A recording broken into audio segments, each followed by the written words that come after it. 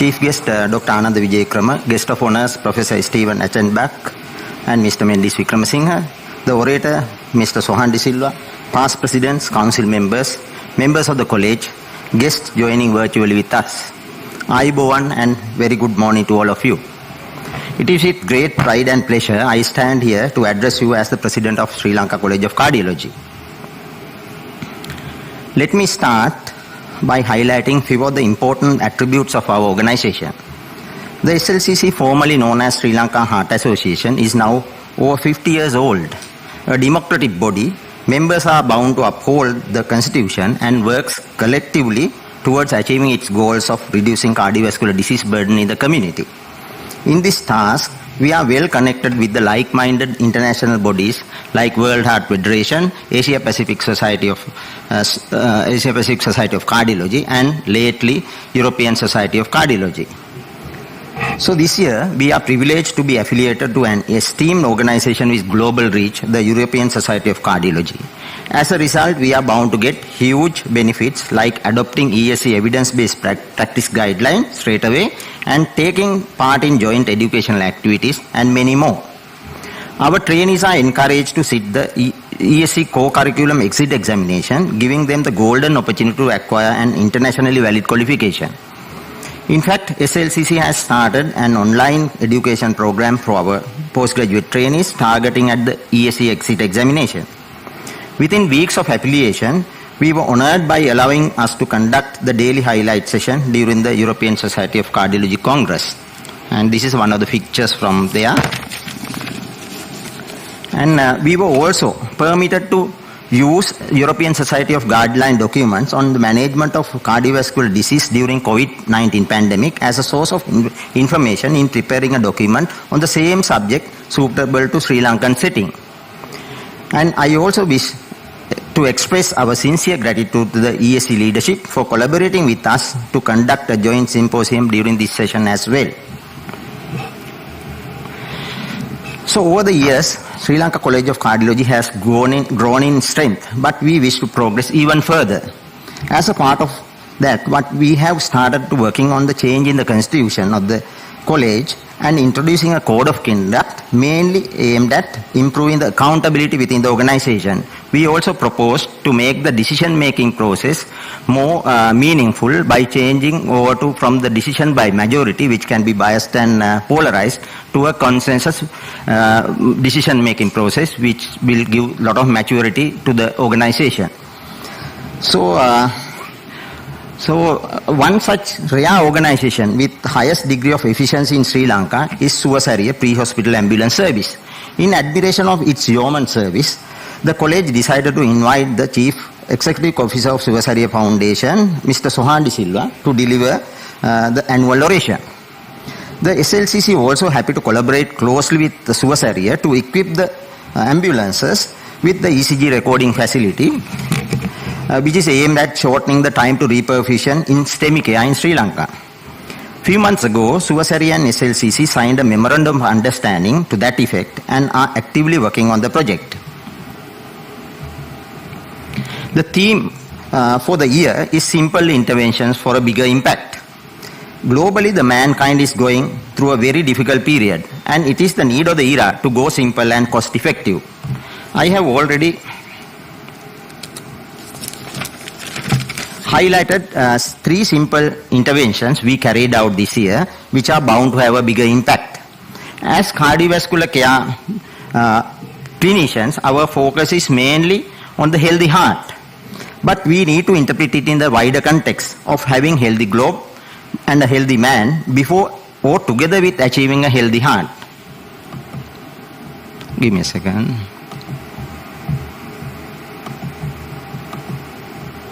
Right.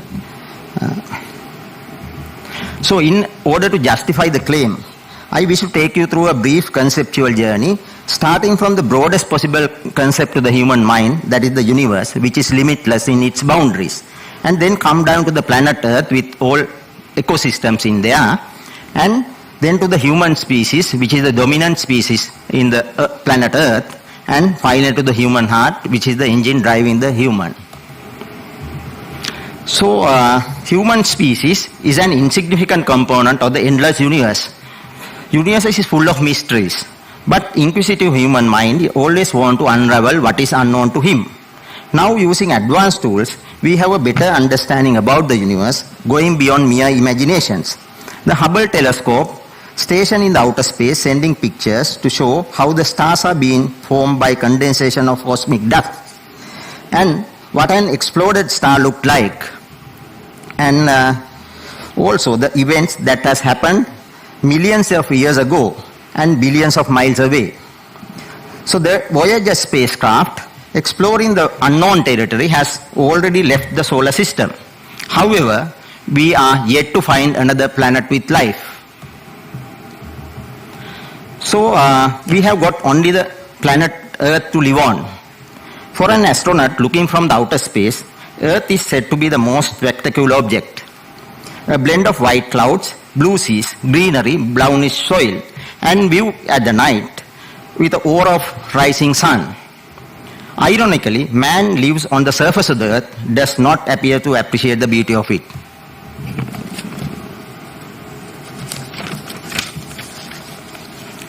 And they harm the Earth and to its ecosystems badly, over-consuming in the name of economy and personal comfort, grazing all its resources, polluting the soil, polluting the water, and polluting the air,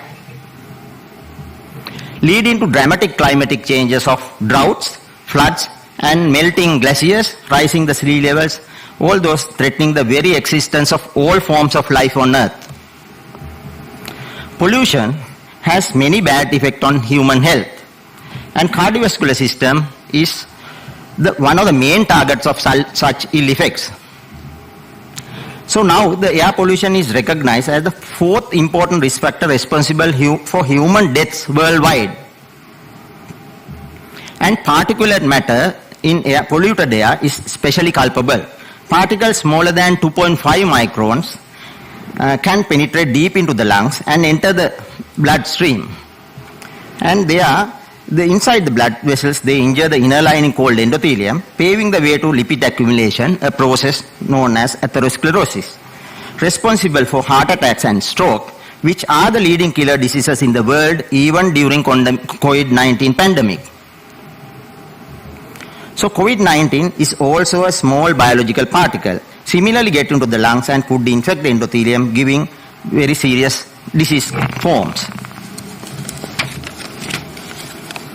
The interaction between COVID-19 and environment pollution is asymmetrical. COVID-19 has helped to heal the environment somewhat, but pollution increases the susceptibility to COVID viral infection. So recognizing the urgency of the matter, the four international cardiological bodies of World Heart Federation, American Heart Association, American College of Cardiology, and European Society of Cardiology got together this year and produced a consensus document calling for action against air pollution.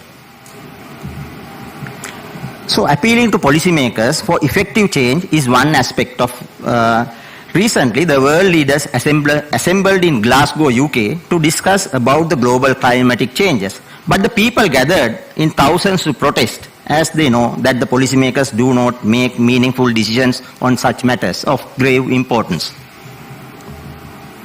So recently, as the president of Sri Lanka College of Cardiology, I participated in a meeting with high-ranking officers in stakeholder ministries in Sri Lanka and highlighted the need for urgent actions against air pollution. So there I presented two proposals. Firstly, to encourage the public to wear face masks even after COVID-19 pandemic is over, because even a surgical mask would be of some help against air pollutants.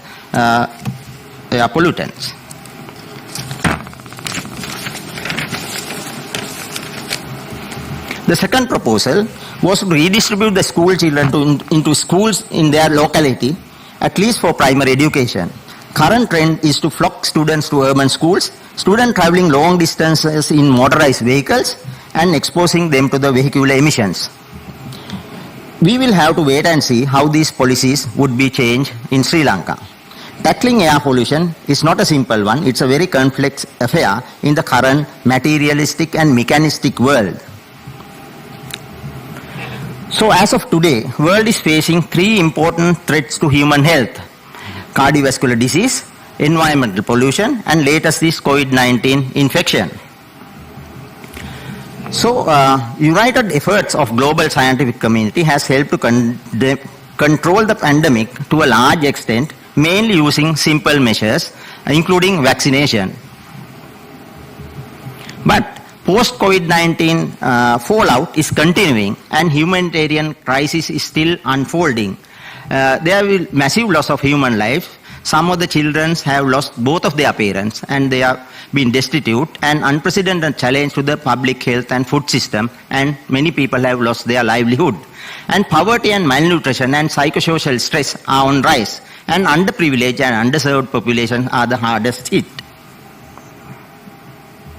The effect is so much that some of the targets that the United Nations wants to achieve by 2030, the Sustainable Development Goals, like no poverty and zero hunger, very attractive goals, may become out of reach to the mankind. So the need of hour is for all of us to drop extravaganza and be cost saving and cost effective and simple. Now I will move to the next segment of my talk. And as practitioners of Western medicine, we depend on the knowledge gathered by scientific method, making observations, questioning them, making a hypothesis and experimenting them and getting at a conclusion. And however, but this is not the only knowledge system available in the universe. It is well illustrated by the writings of Dhammapada, containing the teachings of Lord Buddha almost 2600 years ago. One of the verses in Dhammapada describes why people would die prematurely. Three main reasons: going after sensual pleasures and getting into mental stress, overeating and being lazy. So these are among the main behavioral risk factors according to the modern science as well. And the next verse describes how to get over these problems by being mentally calm, moderate in eating and working hard. These are the main lifestyle modifications suggested to the world population by the modern science as well. So modern science now identifies the stress as the potent contributor to cardiovascular disease. But how to tackle the stress and reduce the cardiovascular risk is yet to be established by modern science. The knowledge system and the wisdom depicted in Dhammapada is said to be acquired by rigorous training of a human mind. In the Eastern philosophical teaching, there is a lot of emphasis in the mind as a driver of human actions in conscious and awake states. And mind has got a lot of energy, and the problem is it generates thoughts, mid-rates of thoughts, but that energy is in dispersed state. How do you harness the energy of the mind is to get focus by the dispersed mind by actively being aware in your own mind of the current status of affairs, of the sensations getting through from your 6 sense organs. That the process is called meditation. Meditation is now being recognized by Western world as a therapeutic tool nowadays. And so here is a situation where we can integrate Eastern and Western knowledge systems and popularize the practice of meditation for clinical benefits. So however much we talk about good virtues, in practice we come across bad virtues like inequality, iniquity and injustice. Over the last year, we have tried hard to achieve justice to all the colleagues within our small organization by discarding remnant of discrimination within our system. This task is yet to be completed. We all are determined to take it forward even beyond my tenure of office.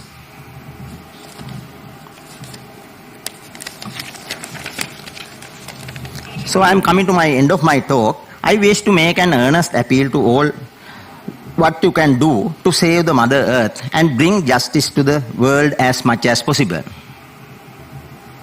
So finally, I would like to take this opportunity to thank the Council and the members of the Sri Lanka College of Cardiology who helped me to achieve the desired goal during my tenure in office as the President. I must pay a tribute to my late father, for instilling me the good virtues of honesty, and my mother, who is showing me how to stand against all form of discrimination.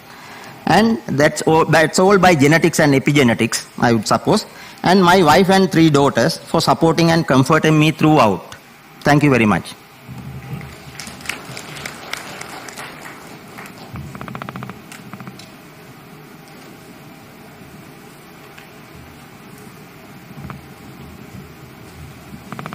Thank you very much, sir, for that excellent talk again. We move on to the next item on the agenda, and that, if I were to say so, is the pinnacle of our inauguration ceremony every year, and that is the Handy Memorial Oration. And to introduce the orator for the day, may I ask the President of the Sri Lanka College of Cardiology, again, Dr. Anidhu Pathirana, to take the stage. And he also will present the orator with the medal, the oration medal as well.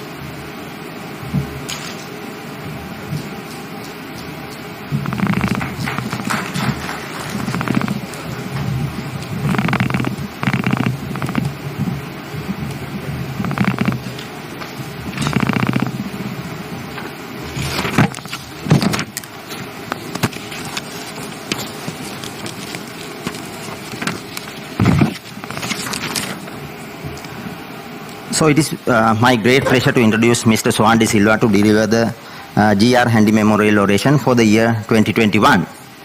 Mr. Sohan De Silva is the first and current Chief Executive Officer of the Suwasariya Foundation since 2018. Suwasariya is the Sri Lanka's pioneering free ambulance service, providing emergency pre-hospital medical care across the country on 24/7 basis.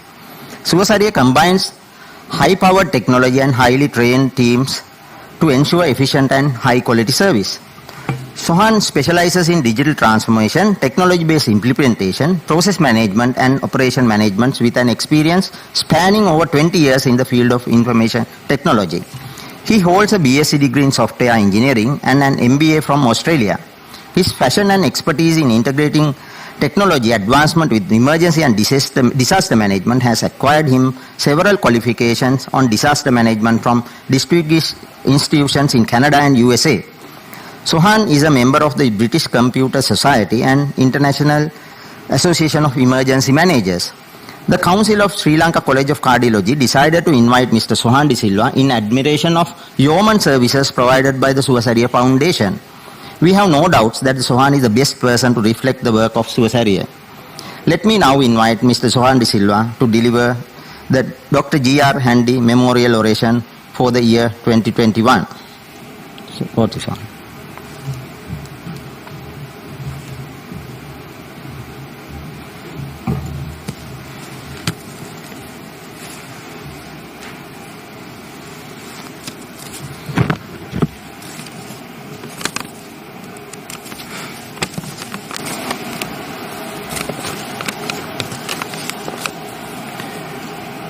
Good morning, ladies.